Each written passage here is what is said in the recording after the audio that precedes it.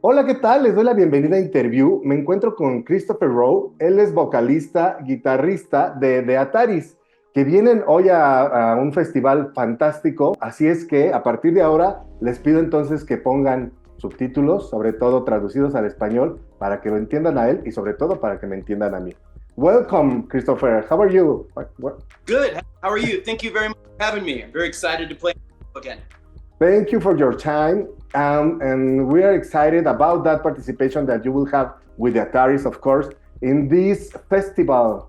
How do you feel about it? Please tell us about it. Okay. The Mexican fans always give us so much love, so much excitement, some of the best concerts we've had in the world. And we're so excited to come back and play again. We haven't played in Mexico in over 15 years. We've tried to come back many times, but mostly just timing and schedule and different reasons. And we're just so happy to do it again. It's going to the show in Mexico City, and then there's one show of our own in Monterrey. But the festival in Mexico City is going to be so great. It's going to be with so many big bands, and the response so far has been really phenomenal. We plan to play all of the fan favorites of the Ataris, mostly old songs from our most, the favorite albums of the fans. Our biggest album, So Long Historia, some songs from our albums, Blue Skies, Broken Hearts, and In This Forever. So mostly old songs that we know the fans would be excited to hear. We are talking about that concert, that special festival llamado Punk Rock Fest, que sucederá el 29 de marzo en el Velódromo Olímpico de la Ciudad de México, y que tendrá en su cartel a las bandas Sum 41, MXPX, de Ataris, Blanco y Buen Viaje. Please tell us about that emotion, that passion with the people, the Mexican people, also the Latin people, always answered to the band, to the music. I agree. I feel that the fans of Latin America and in Mexico especially, the audience is just so much more like what it reminds me of what I loved about when I discovered music as a kid and when I would go to concerts. At that time in the 1980s and the 90s, it was just so much more of a connection between the audience and the bands. Less rules, more like a beautiful chaos. More communal, more familial, and I love that. And I think sometimes in the United States, now it's a little bit stiff, a little bit that feeling is it's not as much excitement here as it used to be. There's too many rules in the clubs, and everybody like stand. I like when people dance and let loose and with feeling and have a good time. And in Mexico especially, the crowds have so much passion and so much heart, and I love that, and it really translates, and we feel that on stage, and it's a give and take, a call and response. I love that very much. Why do you consider that the people follows with that passion? I mean, maybe because what I had seen and what I had heard is about the music that you make is like represents like a lifestyle. I mean, for reasons, mine, all that culture that you had been part of. I think for me, what I would relate it to is that when I write songs, I tend to write songs that are about personal struggles I've went through growing up without my father. About heartbreak, about losing people who were close to me, about things that were really personal. And I feel that the Mexican people, I feel really understand and relate to those feelings, and they realize it's from the heart. For me, as a fan of music, I really can relate to music and art that is about struggle and passion and is from the heart. And I feel it's a real honor to be some small part of these people's lives that have listened to the music of our fans And as a fan myself of so much music, to touch someone's life in some small way is the greatest honor I could ever have. And I'm so grateful that I'm able to do this for a living and to get to travel the world and come back to Mexico and play. It's phenomenal. Which rhythms do you include in your music? I mean, if you take for the punk, if you take for the rock, if you take, how do you make your own propose? For me, when I write, it's like a form of therapy. It's like, growing up in a household with my father who struggled with addiction and alcoholism, and my parents separated when I was very young, and then later they got back together. And so learning to know my father again, but also writing about the time when he wasn't in my life, and then also having a child of my own when I was very young, writing about that and not being able to see her and have her in my life. And then losing my father 10 years ago and my grandmother. All of these things are struggles I write about. Me and my mother, we were homeless and we lived in homeless shelters. And one thing I learned during this time is even when we were very poor and we had nothing, I had love of my mother, and she taught me to be humble and to never give up fighting and following my dreams. And so all of these things really made a big impact on me as the person I am and as a writer. And I think that maybe some of these things relate because people realize what I write is sincere. And I think the best thing you can do as a writer is just make sure you write every deep personal part of your story, because if you don't, I think that's a great disservice. That's something that people need to know, all of those corners of your mind and your heart, if you feel like sharing them.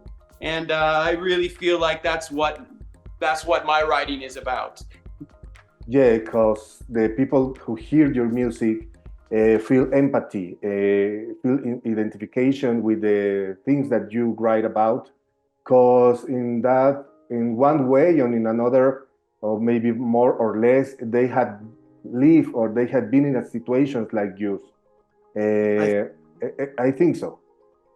I agree with you. I think that as humans, there's so many things that bind us together as people. And I think that it's one thing everybody as a human will experience some sort of loss in their life, whether we like it or not. We're all going to lose our family. We are all going at some point. It's deep things to talk about, but it's true. And I think that those are things that I think connect us all in art and music. And I think in Mexico, I feel there's a way that, and in Latin America, there's a way that I think people view art that is different in a good way. I think here in the States, there's a lot of music and art that I don't relate to because it's a little too, how to say it? It's a little too masculine, a little too gruff, and it's not for me. Like, I think that one cool thing I noticed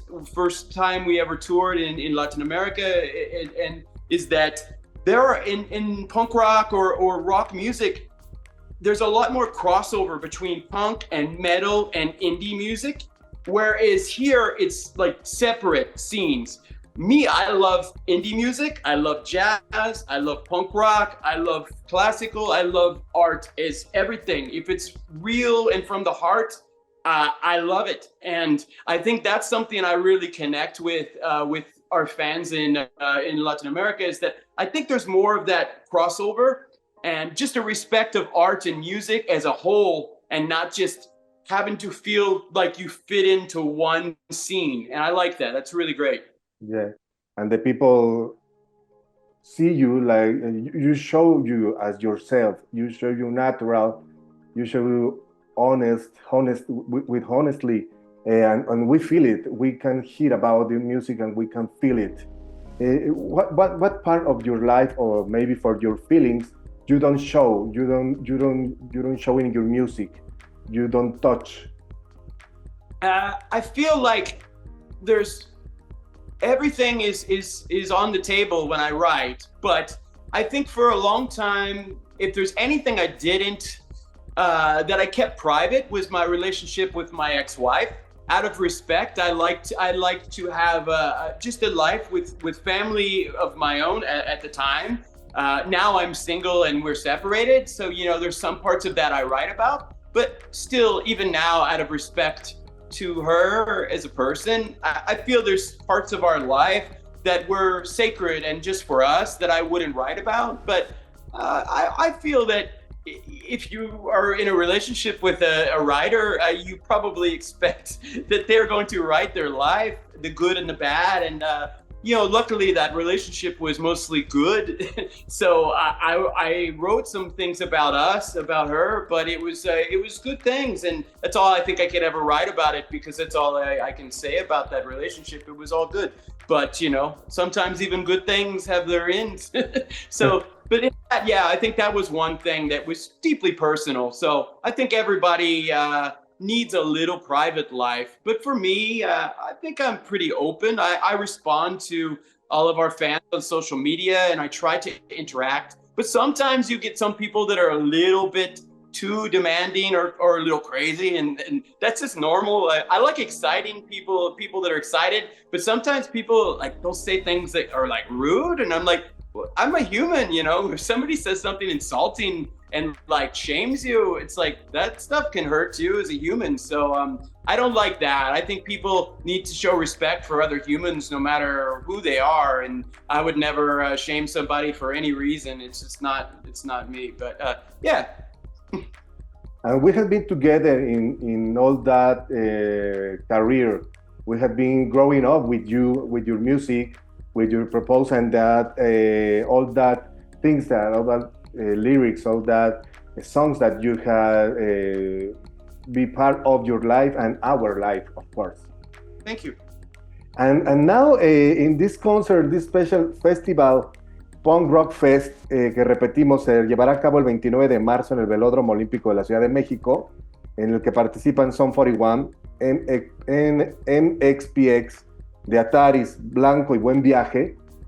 How do you feel that be part of this festival about other bands? I mean, if you will have time to hear other proposals or to hear other songs, to maybe if you are a friend of one of them, or would you have that part of fun and then get in contact with them?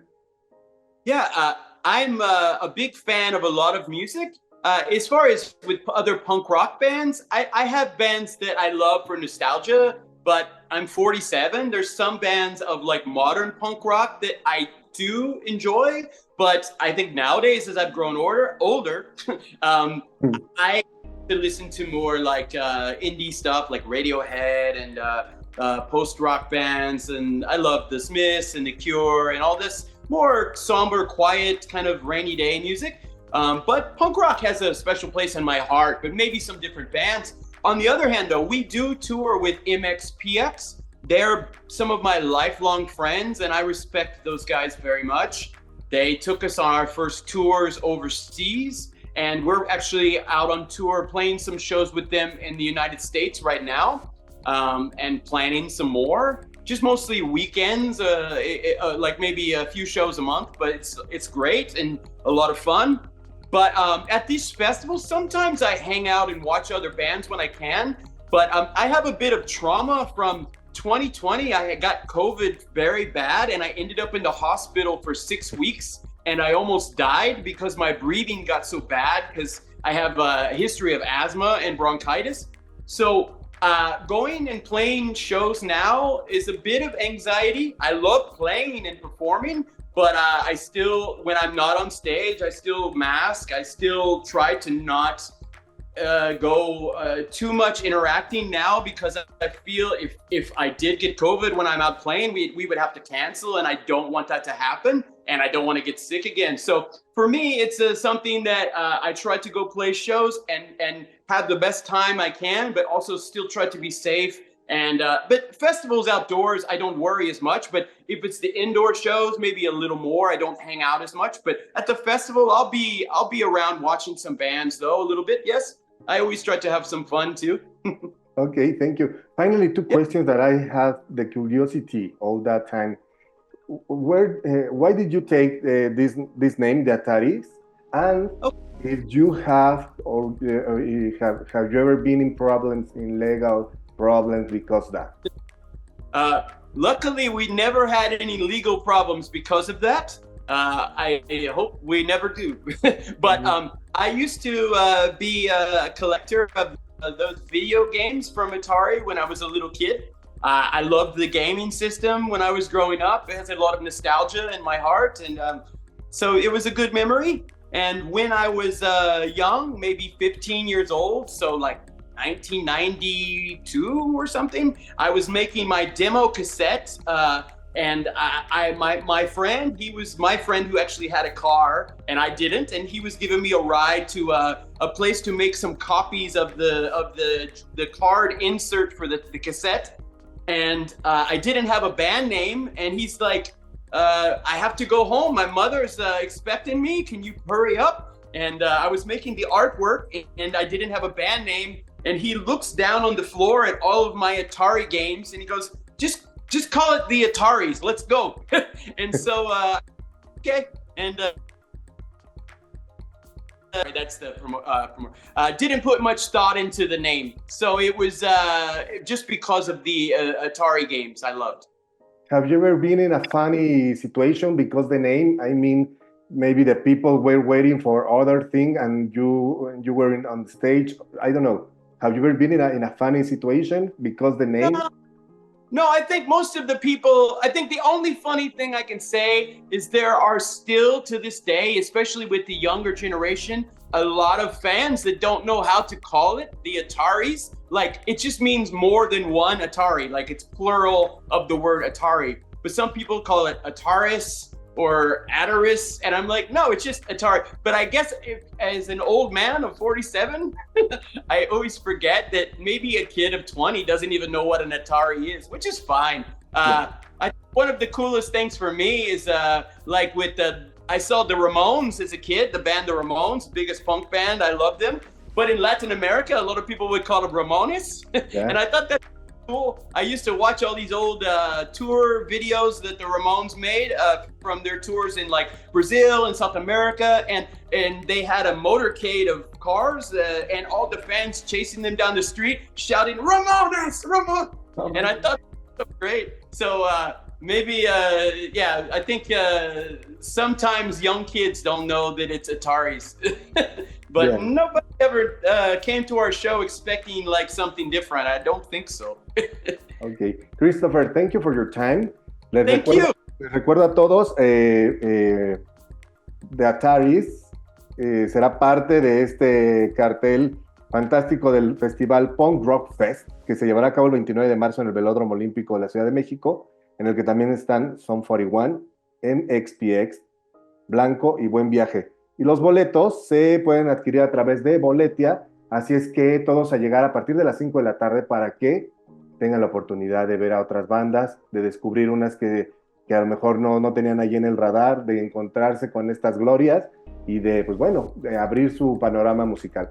Thank you, Christoph. Thank you very much. We're excited to come back to Mexico. See you soon. See you there. Have a nice day. Bye. No te pierdas la mejor información de espectáculos y entretenimiento. Suscríbete a este canal, compártelo, déjame un like y tus comentarios.